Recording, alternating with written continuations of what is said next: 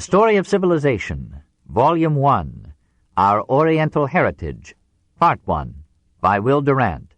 Continued, Cassette 1, Side 2. Akin to basketry, perhaps born of it, was the art of pottery. Clay placed upon wickerwork to keep the latter from being burned, hardened into a fireproof shell which kept its form when the wickerwork was taken away. This may have been the first stage of a development that was to culminate in the perfect porcelains of China. Or perhaps some lumps of clay, baked and hardened by the sun, suggested the ceramic art. It was but a step from this to substitute fire for the sun, and to form from the earth myriad shapes of vessels for every use, for cooking, storing, and transporting, at least for luxury and ornament. Designs imprinted by fingernail or tool upon the wet clay were one of the first forms of art, and perhaps one of the origins of writing. Out of sun-dried clay, primitive tribes made bricks and adobe, and dwelt, so to speak, in pottery. But that was a late stage of the building art, binding the mud hut of the savage in a chain of continuous development with the brilliant tiles of Nineveh and Babylon. Some primitive peoples, like the Vedas of Ceylon, had no dwellings at all, and were content with the earth and the sky. Some, like the Tasmanians, slept in hollow trees. Some, like the natives of New South Wales, lived in caves. Others, like the Bushmen, built here and there a wind shelter of branches, or, more rarely, drove piles into the soil and covered their tops with moss and twigs. From such wind shelters, when sides were added, evolved the hut, which is found among the natives of Australia in all its stages, from a tiny cottage of branches, grass, and earth large enough to cover 2 or 3 persons, to great huts housing 30 or more. The nomad hunter or herdsman preferred a tent which he could carry wherever the chase might lead him. The higher type of nature peoples, like the American Indian, built with wood. The Iroquois, for example, raised out of timber still bearing the bark sprawling edifices 500 feet long, which sheltered many families. Finally, the natives of Oceania made real houses of carefully cut boards, and the evolution of the wooden dwelling was complete. Only 3 further developments were needed for primitive man to create all the essentials of economic civilization: the mechanisms of transport, the processes of trade, and the medium of exchange. The porter carrying his load from a modern plane pictures the earliest and latest stages in the history of transportation. In the beginning, doubtless, man was his own beast of burden, unless he was married. To this day, for the most part, in southern and eastern Asia, man is wagon and donkey and all. Then he invented ropes, levers, and pulleys. He conquered and loaded the animal. He made the first sledge by having his cattle draw along the ground long branches bearing his goods. The American Indians, content with this device, never used the wheel. He put logs as rollers under the sledge. He cut cross-sections of the log and made the greatest of all mechanical inventions, the wheel. He put wheels under the sledge and made a cart. Other logs he bound together as rafts or dug into canoes. And the streams became his most convenient avenues of transport. By land he went first through trackless fields and hills, then by trails, at last by roads. He studied the stars and guided his caravans across the mountains and deserts by tracing his route in the sky. He paddled, rowed, or sailed his way bravely from island to island, and at last spanned oceans to spread his modest culture from continent to continent. Here, too, the main problems were solved before written history began. Since human skills and natural resources are diversely and unequally distributed, a people may be enabled by the development of specific talents or by its proximity to needed materials to produce certain articles more cheaply than its neighbors. Of such articles it makes more than it consumes and offers its surplus to other peoples in exchange for their own. This is the origin of trade. The Chibcha Indians of Colombia exported the rock salt that abounded in their territory and received in return the cereals that could not be raised on their barren soil. Certain American Indian villages were almost entirely devoted to making arrowheads, some in New Guinea to making pottery, some in Africa to blacksmithing, or to making boats or lances. Such specializing tribes or villages sometimes acquired the names of their industry: smith, fisher, potter, and these names were in time attached to specializing families. Trade in surpluses was at first by an interchange of gifts. Even in our calculating days, a present, if only a meal, sometimes precedes or seals a trade. The exchange was facilitated by war, robbery, tribute, fines, and compensation. Goods had to be kept moving. Gradually, an orderly system of barter grew up, and trading posts, markets, and bazaars were established. Occasionally, then periodically, then permanently, where those who had some article in excess might offer it for some article of need. For a long time, commerce was purely such exchange, and centuries passed before a circulating medium of value was invented to quicken trade. A Dyak might be seen wandering for days through a bazaar with a ball of beeswax in his hand, seeking a customer who could offer him in return something that he might more profitably use. The earliest mediums of exchange were articles universally in demand, which anyone would take in payment: dates, salt, skins, furs, ornaments, implements, weapons. In such traffic, 2 knives equaled 1 pair of stockings, all 3 equaled a blanket, all 4 equaled a gun, all 5 equaled a horse, 2 elk teeth equaled 1 pony, and 8 ponies equaled a wife. There is hardly anything that has not been employed as money by some people at some time: beans, fishhooks, shells, pearls, beads, cocoa seeds, tea, pepper, at last sheep, pigs, cows, and slaves. Cattle were a convenient standard of value and medium of exchange among hunters and herders. They bore interest through breeding, and they were easy to carry, since they transported themselves. Even in Homer's days, men and things were valued in terms of cattle. The armor of Diomedes was worth 9 head of cattle. A skillful slave was worth 4.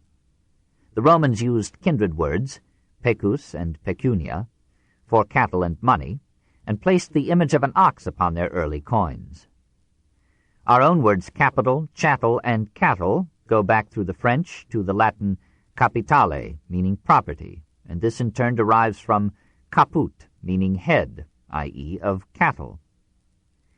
When metals were mined, they slowly replaced other articles as standards of value: copper, bronze, iron. Finally, because of their convenient representation of great worth in little space and weight, silver and gold became the money of mankind. The advance from token goods to a metallic currency does not seem to have been made by primitive men. It was left for the historic civilizations to invent coinage and credit, and so, by further facilitating the exchange of surpluses, to increase again the wealth and comfort of man. 3. Economic organization. Primitive communism, causes of its disappearance, origins of private property, slavery, classes. Trade was the great disturber of the primitive world, for until it came, bringing money and profit in its wake, there was no property, and therefore little government. In the early stages of economic development, property was limited for the most part to things personally used. The property sense applied so strongly to such articles that they, even the wife, were often buried with their owner. It applied so weakly to things not personally used that in their case the sense of property, far from being innate, required perpetual reinforcement and inculcation. Almost everywhere among primitive peoples, land was owned by the community. The North American Indians, the natives of Peru, the Chittagong Hill tribes of India, the Borneans and South Sea Islanders seem to have owned and tilled the soil in common, and to have shared the fruits together. The land, said the Omaha Indians, is like water and wind, what cannot be sold. In Samoa, the idea of selling land was unknown prior to the coming of the white man. Professor Rivers found communism in land still existing in Melanesia and Polynesia, and in Inner Liberia it may be observed today. Only less widespread was communism in food. It was usual among savages for the man who had food to share it with the man who had none, for travelers to be fed at any home they chose to stop at on their way, and for communities harassed with drought to be maintained by their neighbors. If a man sat down to his meal in the woods, he was expected to call loudly for someone to come and share it with him before he might justly eat alone. When Turner told a Samoan about the poor in London, the savage asked in astonishment, "How is it? No food? No friends? No house to live in? Where did he grow? Are there no houses belonging to his friends?" The hungry Indian had but to ask to receive. No matter how small the supply was, food was given him if he needed it. No one can want food while there is corn anywhere in the town. Among the Hottentots it was the custom for one who had more than others to share his surplus till all were equal. White travelers in Africa before the advent of civilization noted that a present of food or other valuables to a black man was at once distributed, so that when a suit of clothes was given to one of them, the donor soon found the recipient wearing the hat, a friend the trousers, another friend the coat. The Eskimo hunter had no personal right to his catch. It had to be divided among the inhabitants of the village, and tools and provisions were the common property of all. The North American Indians were described by Captain Carver as strangers to all distinctions of property except in the articles of domestic use. They are extremely liberal to each other and supply the deficiencies of their friends with any superfluity of their own. What is extremely surprising, reports a missionary, is to see them treat one another with a gentleness and consideration which one does not find among common people in the most civilized nations. This doubtless arises from the fact that the words mine and thine, which St. Chrysostom says extinguish in our hearts the fire of charity and kindle that of greed, are unknown to these savages. I have seen them, says another observer, divide game among themselves when they sometimes had many shares to make, and cannot recollect a single instance of their falling into a dispute or finding fault with the distribution as being unequal or otherwise objectionable. They would rather lie down themselves on an empty stomach than have it laid to their charge that they neglected to satisfy the needy. They look upon themselves as but one great family. Why did this primitive communism disappear as men rose to what we, with some partiality, call civilization? Sumner believed that communism proved unbiological, a handicap in the struggle for existence, that it gave insufficient stimulus to inventiveness, industry, and thrift, and that the failure to reward the more able and punish the less able made for a leveling of capacity which was hostile to growth or to successful competition with other groups. Loskiel reported some Indian tribes of the Northeast as so lazy that they plant nothing themselves but rely entirely upon the expectation that others will not refuse to share their produce with them. Since the industrious thus enjoy no more of the fruits of their labor than the idle, they plant less every year. Darwin thought that the perfect equality among the Fuegians was fatal to any hope of their becoming civilized, or as the Fuegians might have put it, civilization would have been fatal to their equality. Communism brought a certain security to all who survived the diseases and accidents due to the poverty and ignorance of primitive society, but it did not lift them out of that poverty. Individualism brought wealth, but it brought also insecurity and slavery. It stimulated the latent powers of superior men, but it intensified the competition of life, and made men feel bitterly a poverty which, when all shared it alike, had seemed to oppress none. Perhaps one reason why communism tends to appear briefly at the beginning of civilizations is that it flourishes most readily in times of dearth, when the common danger of starvation fuses the individual into the group. When abundance comes and the danger subsides, social cohesion is lessened, and individualism increases. Communism ends where luxury begins. As the life of a society becomes more complex, and the division of labor differentiates men into diverse occupations and trades, it becomes more and more unlikely that all these services will be equally valuable to the group. Inevitably, those whose greater ability enables them to perform the more vital functions will take more than their equal share of the rising wealth of the group. Every growing civilization is a scene of multiplying inequalities. The natural differences of human endowment unite with differences of opportunity to produce artificial differences of wealth and power.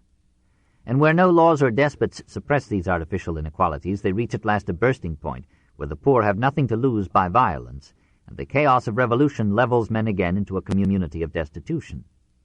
Hence the dream of communism lurks in every modern society as a racial memory of a simpler and more equal life, and where inequality or insecurity rises beyond sufferance, men welcome a return to a condition which they idealize by recalling its equality and forgetting its poverty.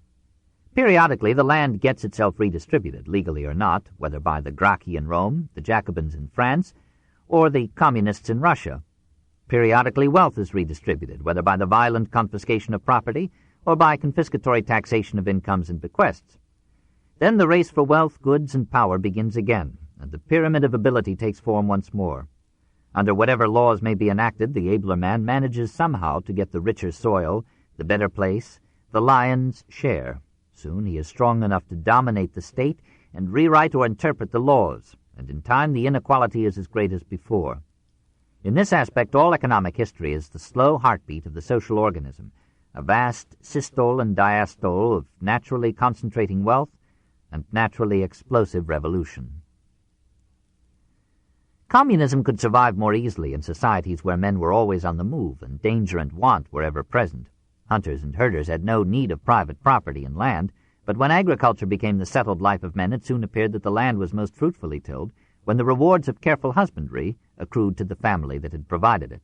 Consequently, since there is a natural selection of institutions and ideas as well as of organisms and groups, the passage from hunting to agriculture brought a change from tribal property to family property.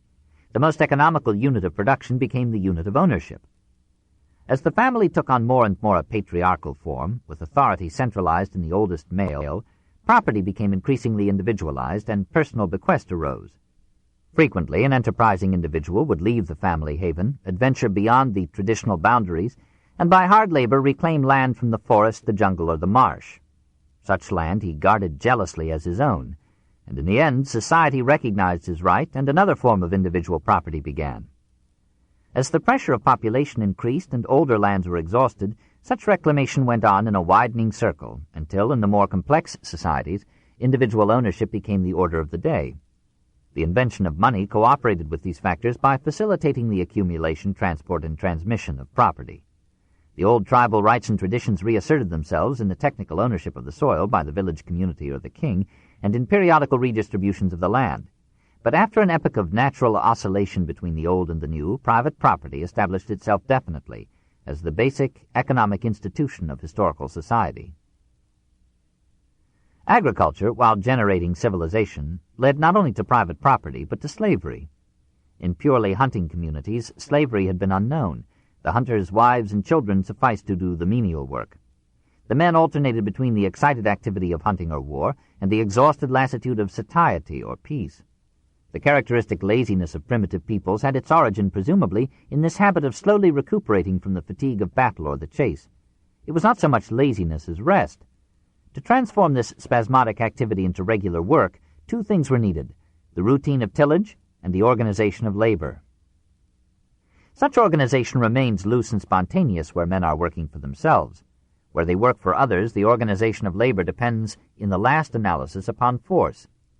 The rise of agriculture and the inequality of men led to the employment of the socially weak by the socially strong. Not till then did it occur to the victor in war that the only good prisoner is a live one. Butchery and cannibalism lessened. Slavery grew. It was a great moral improvement when men ceased to kill or eat their fellow men and merely made them slaves. A similar development on a larger scale may be seen today, when a nation victorious in war no longer exterminates the enemy but enslaves it with indemnities. Once slavery had been established and had proved profitable, it was extended by condemning to it defaulting debtors and obstinate criminals, and by raids undertaken specifically to capture slaves. War helped to make slavery, and slavery helped to make war. Probably it was through centuries of slavery that our race acquired its traditions and habits of toil. No one would do any hard or persistent work if he could avoid it without physical, economic, or social penalty. Slavery became part of the discipline by which man was prepared for industry. Indirectly, it furthered civilization insofar as it increased wealth and, for a minority, created leisure. After some centuries, men took it for granted. Aristotle argued for slavery as natural and inevitable, and St. Paul gave his benediction to what must have seemed by this time a divinely ordained institution. Gradually, through agriculture and slavery, through the division of labor and the inherent diversity of men, the comparative equality of natural society was replaced by inequality and class divisions. In the primitive group, we find as a rule no distinction between slave and free, no serfdom, no caste, and little if any distinction between chief and followers. Slowly, the increasing complexity of tools and trades subjected the unskilled or weak to the skilled or strong. Every invention was a new weapon in the hands of the strong, and further strengthened them in their mastery and use of the weak. So in our time, that Mississippi of inventions we call the Industrial Revolution has enormously intensified the natural inequality of men. Inheritance added superior opportunity to superior possessions, and stratified once homogeneous societies into a maze of classes and castes. Rich and poor became disruptively conscious of wealth and poverty. The class war began to run as a red thread through all history, and the state arose as an indispensable instrument for the regulation of classes, the protection of property, the waging of war, and the organization of peace. Chapter 3. The Political Elements of Civilization. 1. The Origins of Government. The unsocial instinct, primitive anarchism, the clan and the tribe, the king, war. Man is not willingly a political animal. The human male associates with his fellows less by desire than by habit, imitation, and the compulsion of circumstance. He does not love society so much as he fears solitude. He combines with other men because isolation endangers him, and because there are many things that can be done better together than alone. In his heart he is a solitary individual, pitted heroically against the world. If the average man had had his way, there would probably never have been any state. Even today he resents it, classes death with taxes, and yearns for that government which governs least. If he asks for many laws, it is only because he is sure that his neighbor needs them. Privately, he is an unphilosophical anarchist and thinks laws in his own case superfluous. In the simplest societies, there is hardly any government. Primitive hunters tend to accept regulation only when they join the hunting pack and prepare for action. The bushmen usually live in solitary families. The pygmies of Africa and the simplest natives of Australia admit only temporarily a political organization and then scatter away to their family groups. The Tasmanians had no chiefs, no laws, no regular government. The Vedas of Ceylon formed small circles according to family relationship, but had no government. The Kubus of Sumatra live without men in authority, every family governing itself. The Fuegians are seldom more than 12 together. The Tungus associate sparingly in groups of 10 tents or so. The Australian horde is seldom larger than 60 souls. In such cases, association and cooperation are for special purposes, like hunting. They do not rise to any permanent political order. The earliest form of continuous social organization was the clan, a group of related families occupying a common tract of land, having the same totem, and governed by the same customs or laws. When a group of clans united under the same chief, the tribe was formed, and became the second step on the way to the state. But this was a slow development. Many groups had no chiefs at all, and many more seemed to have tolerated them only in time of war. Instead of democracy being a wilted feather in the cap of our own age, it appears at its best in several primitive groups where such government as exists is merely the rule of the family heads of the clan, and no arbitrary authority is allowed. The Iroquois and Delaware Indians recognized no laws or restraints beyond the natural order of the family and the clan. Their chiefs had modest powers, which might at any time be ended by the elders of the tribe. The Omaha Indians were ruled by a council of 7, who deliberated until they came to a unanimous agreement. Add this to the famous League of the Iroquois, by which many tribes bound themselves and honored their pledge to keep the peace, and one sees no great gap between these savages and the modern states that bind themselves revocably to peace in the League of Nations. It is war that makes the chief, the king, and the state, just as it is these that make war. In Samoa, the chief had power during war, but at other times no one paid much attention to him. The Dyaks had no other government than that of each family by its head. In case of strife, they chose their bravest warrior to lead them and obeyed him strictly, but once the conflict was ended, they literally sent him about his business. In the intervals of peace, it was the priest or head magician who had most authority and influence, and when at last a permanent kingship developed as the usual mode of government among a majority of tribes, it combined and derived from the offices of warrior, father, and priest. Societies are ruled by 2 powers, in peace by the word, in crisis by the sword. Force is used only when indoctrination fails. Law and myth have gone hand in hand throughout the centuries, cooperating or taking turns in the management of mankind. Until our own day, no state dared separate them, and perhaps tomorrow they will be united again. How did war lead to the state? It is not that men were naturally inclined to war. Some lowly peoples are quite peaceful, and the Eskimos could not understand why Europeans of the same Pacific faith should hunt one another like seals and steal one another's land. How well it is, they apostrophized their soil, that you are covered with ice and snow. How well it is that, if in your rocks there are gold and silver, for which the Christians are so greedy, it is covered with so much snow that they cannot get at it. Your unfruitfulness makes us happy, and saves us from molestation. Nevertheless, primitive life was incarnadined with intermittent war. Hunters fought for happy hunting grounds, still rich in prey. Herders fought for new pastures for their flocks. Tillers fought for virgin soil. All of them at times fought to avenge a murder, or to harden and discipline their youth, or to interrupt the monotony of life, or for simple plunder and rape, very rarely for religion. There were institutions and customs for the limitation of slaughter, as among ourselves, certain hours, days, weeks, or months during which no gentleman savage would kill, certain functionaries who were inviolable, certain roads neutralized, certain markets and asylums set aside for peace, and the League of the Iroquois maintained the Great Peace for 300 years. But for the most part, war was the favorite instrument of natural selection among primitive nations and groups. Its results were endless. It acted as a ruthless eliminator of weak peoples and raised the level of the race in courage, violence, cruelty, intelligence, and skill.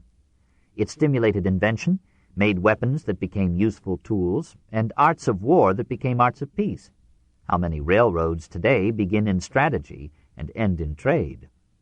Above all, war dissolved primitive communism and anarchism, introduced organization and discipline, and led to the enslavement of prisoners, the subordination of classes, and the growth of government. Property was the mother, war was the father of the state. 2. The state. As the organization of force, the village community, the psychological aids of the state. A herd of blond beasts of prey, says Nietzsche, a race of conquerors and masters, which, with all its warlike organization and all its organizing power, pounces with its terrible claws upon a population in numbers possibly tremendously superior, but as yet formless. Such is the origin of the state. The state, as distinct from tribal organization, says Lester Ward, begins with the conquest of one race by another. Everywhere, says Oppenheimer, we find some warlike tribe breaking through the boundaries of some less warlike people, settling down as nobility and founding its state. Violence, says Ratzenhofer, is the agent which has created the state. The state, says Gumplowitz, is the result of conquest, the establishment of the victors as a ruling caste over the vanquished. The state, says Sumner, is the product of force and exists by force. This violent subjection is usually of a settled agricultural group by a tribe of hunters and herders. For agriculture teaches men pacific ways, inures them to a prosaic routine, and exhausts them with the long day's toil. Such men accumulate wealth, but they forget the arts and sentiments of war. The hunter and the herder, accustomed to danger and skilled in killing, look upon war as but another form of the chase, and hardly more perilous.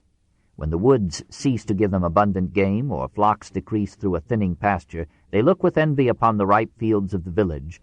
They invent with modern ease some plausible reason for attack. They invade, conquer, enslave, and rule. The state is a late development, and hardly appears before the time of written history, for it presupposes a change in the very principle of social organization, from kinship to domination, and in primitive societies the former is the rule. Domination succeeds best where it binds diverse natural groups into an advantageous unity of order and trade. Even such conquest is seldom lasting, except where the progress of invention has strengthened the strong by putting into their hands new tools and weapons for suppressing revolt. In permanent conquest, the principle of domination tends to become concealed and almost unconscious. The French who rebelled in 1789 hardly realized, until Camille Desmoulins reminded them, that the aristocracy that had ruled them for 1,000 years had come from Germany and had subjugated them by force.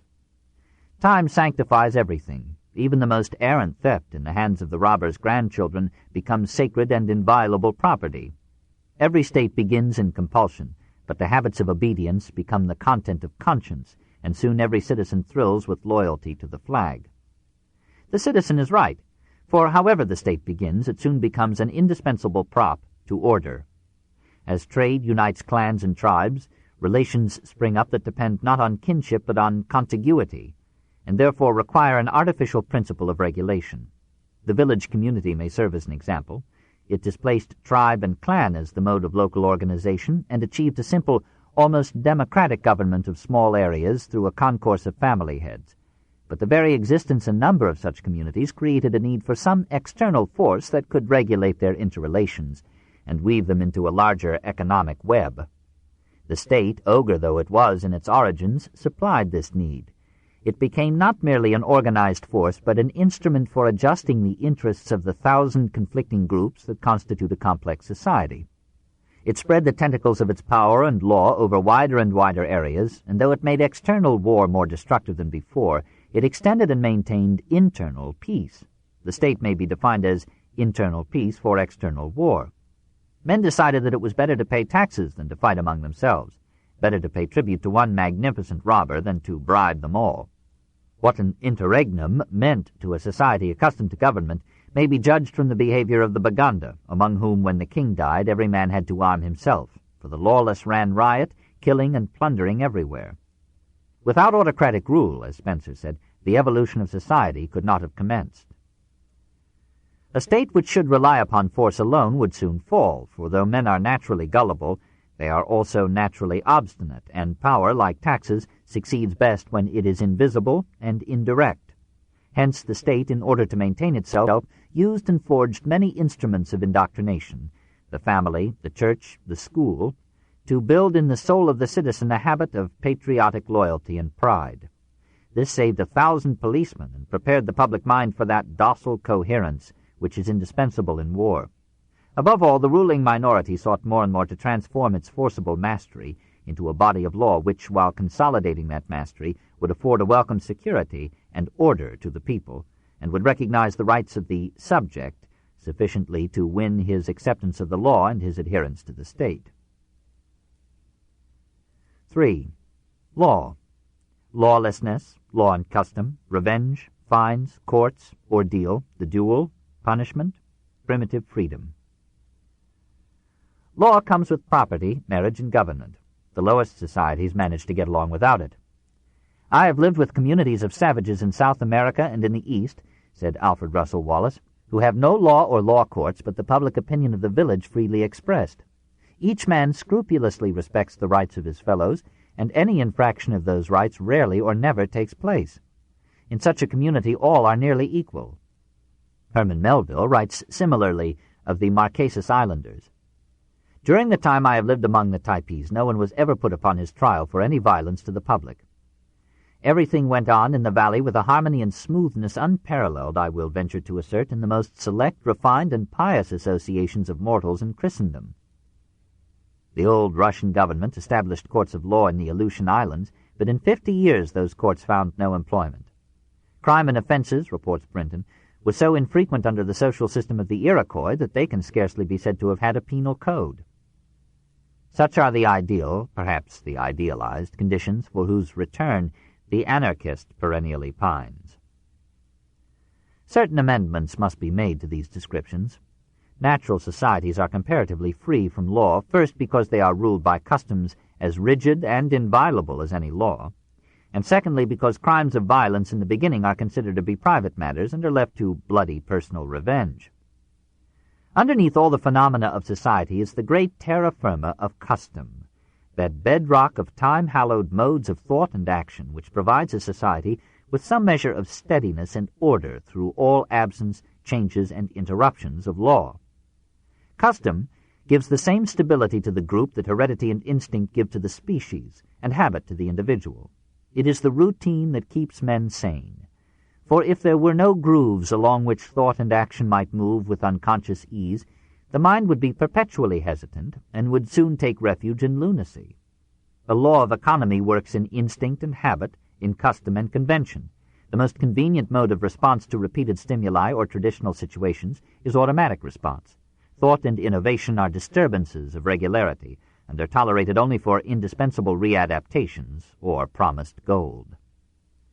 When to this natural basis of custom a supernatural sanction is added by religion, and the ways of one's ancestors are also the will of the gods, then custom becomes stronger than law and subtracts substantially from primitive freedom.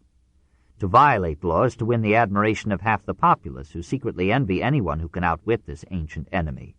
To violate custom is to incur almost universal hostility. For custom rises out of the people, whereas law is forced upon them from above. Law is usually a decree of the master, but custom is the natural selection of those modes of action that have been found most convenient in the experience of the group. Law partly replaces custom when the state replaces the natural order of the family, the clan, the tribe, and the village community. It more fully replaces custom when writing appears, and laws graduate from a code carried down in the memory of elders and priests into a system of legislation proclaimed in written tables. But the replacement is never complete. In the determination and judgment of human conduct, custom remains to the end the force behind the law, the power behind the throne, the last magistrate of men's lives. The first stage in the evolution of law is personal revenge. "Vengeance is mine," says the primitive individual. "I will repay." Among the Indian tribes of Lower California, every man was his own policeman, and administered justice in the form of such vengeance as he was strong enough to take. So in many early societies, the murder of A by B led to the murder of B by A's son or friend C, the murder of C by B's son or friend D, and so on, perhaps to the end of the alphabet. We may find examples among the purest-blooded American families of today. This principle of revenge persists throughout the history of law. It appears in the lex talionis, or law of retaliation, embodied in Roman law. It plays a large role in the Code of Hammurabi and in the Mosaic demand of an eye for an eye and a tooth for a tooth. And it lurks behind most legal punishments, even in our day. The second step toward law and civilization in the treatment of crime was the substitution of damages for revenge. Very often the chief, to maintain internal harmony, used his power or influence to have the revengeful family content itself with gold or goods instead of blood. Soon a regular tariff arose, determining how much must be paid for an eye, a tooth, an arm, or a life. Hammurabi legislated extensively in such terms. The Abyssinians were so meticulous in this regard that when a boy fell from a tree upon his companion and killed him, the judges decided that the bereaved mother should send another of her sons into the tree to fall upon the culprit's neck. The penalties assessed in cases of composition might vary with the sex, age, and rank of the offender and the injured. Among the Fijians, for example, petty larceny by a common man was considered a more heinous crime than murder by a chief. Throughout the history of law, the magnitude of the crime has been lessened by the magnitude of the criminal. Since these fines or compositions, paid to avert revenge, required some adjudication of offenses and damages, a third step towards law was taken by the formation of courts. The chief or the elders or the priests sat in judgment to settle the conflicts of their people. Such courts were not always judgment seats. Often they were boards of voluntary conciliation, which arranged some amicable settlement of the dispute. For many centuries, and among many peoples, resort to courts remained optional, and where the offended party was dissatisfied with the judgment rendered, he was still free to seek personal revenge. In many cases, disputes were settled by a public contest between the parties, varying in bloodiness from a harmless boxing match, as among the wise Eskimos, to a duel to the death. Frequently, the primitive mind resorted to an ordeal, not so much on the medieval theory that a deity would reveal the culprit, as in the hope that the ordeal, however unjust, would end a feud that might otherwise embroil the tribe for generations. Sometimes accuser and accused were asked to choose between two bowls of food, of which one was poisoned. The wrong party might be poisoned, usually not beyond redemption, but then the dispute was ended, since both parties ordinarily believed in the righteousness of the ordeal. Among some tribes it was the custom for a native who acknowledged his guilt to hold out his leg and permit the injured party to pierce it with a spear, or the accused submitted to having spears thrown at him by his accusers. If they all missed him, he was declared innocent. If he was hit even by one, he was adjudged guilty, and the affair was closed. From such early forms, the ordeal persisted through the laws of Moses and Hammurabi and down into the Middle Ages. The duel, which is one form of the ordeal, and which historians thought dead, is being revived in our own day. So brief and narrow in some respects is the span between primitive and modern man. So short is the history of civilization. The fourth advance in the growth of law was the assumption by the chief or the state of the obligation to prevent and punish wrongs. It is but a step from settling disputes and punishing offenses to making some effort to prevent them. So the chief becomes not merely a judge, but a lawgiver, and to the general body of common law derived from the customs of the group is added a body of positive law derived from the decrees of the government. In the one case, the laws grow up, in the other they are handed down. In either case, the laws carry with them the mark of their ancestry and reek with the vengeance which they tried to replace. Primitive punishments are cruel because primitive society feels insecure. As social organization becomes more stable, punishments become less severe. In general, the individual has fewer rights in natural society than under civilization. Everywhere man is born in chains, the chains of heredity, of environment, of custom, and of law. The primitive individual moves always within a web of regulations incredibly stringent and detailed. 1,000 taboos restrict his action. 1,000 terrors limit his will. The natives of New Zealand were apparently without laws, but in actual fact rigid custom ruled every aspect of their lives. Unchangeable and unquestionable conventions determined the sitting and the rising, the standing and the walking, the eating, drinking, and sleeping of the natives of Bengal. The individual was hardly recognized as a separate entity in natural society. What existed was the family and the clan, the tribe and the village community. It was these that owned land and exercised power. Only with the coming of private property, which gave him economic authority, and of the state, which gave him a legal status and defined rights, did the individual begin to stand out as a distinct reality. Rights did not come to us from nature, which knows no rights except cunning and strength. They are privileges assured to individuals by the community as advantageous to the common good. Liberty is a luxury of security. The free individual is a product and a mark of civilization. 4. The family. Its function in civilization, the clan versus the family, growth of parental care, unimportance of the father, separation of the sexes, mother right, status of woman, her occupations, her economic achievements, the patriarchate, the subjection of woman. As the basic needs of man are hunger and love, so the fundamental functions of social organization are economic provision and biological maintenance. A stream of children is as vital as a continuity of food. To institutions which seek material welfare and political order, society always adds institutions for the perpetuation of the race. Until the state, towards the dawn of the historic civilizations, becomes the central and permanent source of social order, the clan undertakes the delicate task of regulating the relations between the sexes and between the generations. And even after the state has been established, the essential government of mankind remains in that most deep-rooted of all historic institutions, the family. It is highly improbable that the first human beings lived in isolated families, even in the hunting stage. For the inferiority of man in physiological organs of defense would have left such families a prey to marauding beasts. Usually, in nature, those organisms that are poorly equipped for individual defense live in groups, and find in united action a means of survival in a world bristling with tusks and claws and impenetrable hides. Presumably it was so with man. He saved himself by solidarity in the hunting pack and the clan. When economic relations and political mastery replaced kinship as the principle of social organization, the clan lost its position as the substructure of society. At the bottom it was supplanted by the family, at the top it was superseded by the state. Government took over the problem of maintaining order, while the family assumed the tasks of reorganizing industry and carrying on the race. Among the lower animals there is no care of progeny. Consequently, eggs are spawned in great number, and some survive and develop, while the great majority are eaten or destroyed. Most fish lay 1 million eggs per year. A few species of fish show a modest solicitude for their offspring and find 50 eggs per year sufficient for their purposes. Birds care better for their young and hatch from 5 to 12 eggs yearly. Mammals, whose very name suggests parental care, master the earth with an average of 3 young per female per year. Throughout the animal world, fertility and destruction decrease as parental care increases. Throughout the human world, the birth rate and the death rate fall together as civilization rises. Better family care makes possible a longer adolescence in which the young receive fuller training and development before they are flung upon their own resources, and the lowered birth rate releases human energy for other activities than reproduction. Since it was the mother who fulfilled most of the parental functions, the family was at first, so far as we can pierce the mists of history, organized on the assumption that the position of the man in the family was superficial and incidental, while that of the woman was fundamental and supreme. This book is continued on Cassette 2, Side 1.